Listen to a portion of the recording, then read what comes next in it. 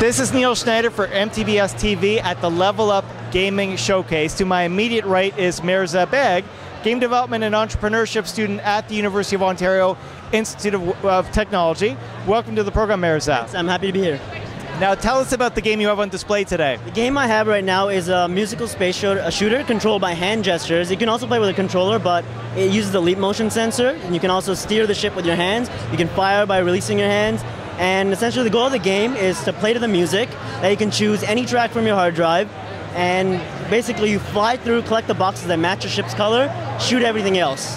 So why is this leap motion so important? Can you describe what it is? The leap motion sensor allows me to, it detects hand gestures in 3D space. So I thought it was a cool device. I won it from the VR Game Jam a couple of weeks back. And on the suggestion of my professor, I decided to integrate it into my game. And it, I think, really brings out a new level of interactivity in Retroid, because you're controlling the ship not only with like any sort of regular controller, but now you're physically controlling it. There's no haptic feedback, obviously, but it's really cool, and I think it's getting a lot of attention because of that. Well, I tried it for myself. Lots of fun, really. I mean, it was flattering when you said that I was scoring higher than everybody else. So Yeah, it's true, yeah. My game has a little bit of balancing issues. I only integrated the leap motion sensor yesterday morning, so because of that I wasn't able to balance the gameplay for the sensor. But you can also play with a controller, and it's much easier to control, and it's easier to get points. But I was really surprised they were getting so many points with the leap sensor alone. So tell us, it's not just about the leap motion. I mean, the soundtrack itself is interesting. Yeah. What can you tell us about the soundtrack to the game? Well, there is no actual set soundtrack. My music is on my computer that you can play, my own custom musics. But you can choose any song on your computer and play to that, actually. So the song will affect the ship's steering, the level of the sensitivity, the ship's speeds as the song progresses. If you suddenly hit like a really hard beat, like boom, boom, your ship will accelerate really fast, right? And also the beats, the obstacles that are generated are also based on the beat detection.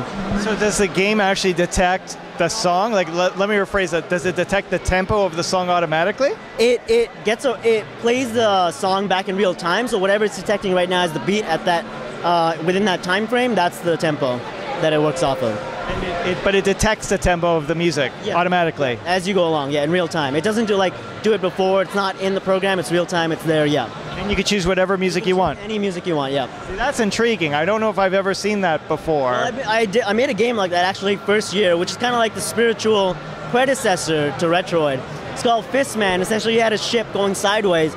Same concept of blocks being generated, but this was back in first year, second semester when I worked with OpenGL, C++, and I used Fmod for sound.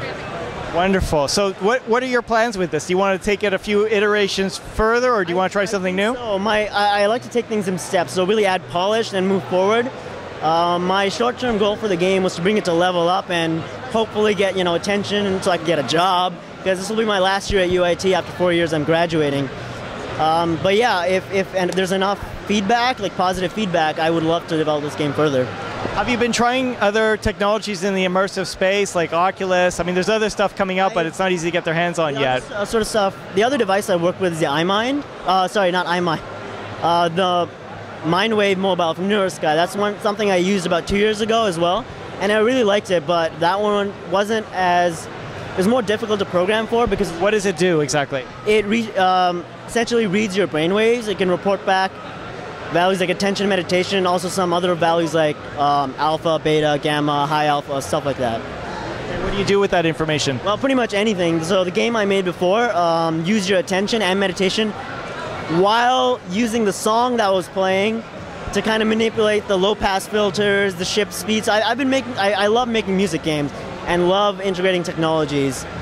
Be a disc jockey. You play video games with one hand and you're... Yeah, like I got into music first year of UIT. I came into UIT generally with very basic art skills, but over the years I've developed programming, sound, art, and videos. I like to delve into pretty much anything I can get my hands on. Wonderful. Well, really a lot of fun to play. Really very entertaining. I think you got a very bright future ahead of you. Thank you for joining us on MTBS-TV. Thanks for interviewing me. Very good. Great to have. Yeah, great to be interviewed. Very good. So this is Neil Schneider for MTBS-TV. Thank you for watching. The team is Retroid.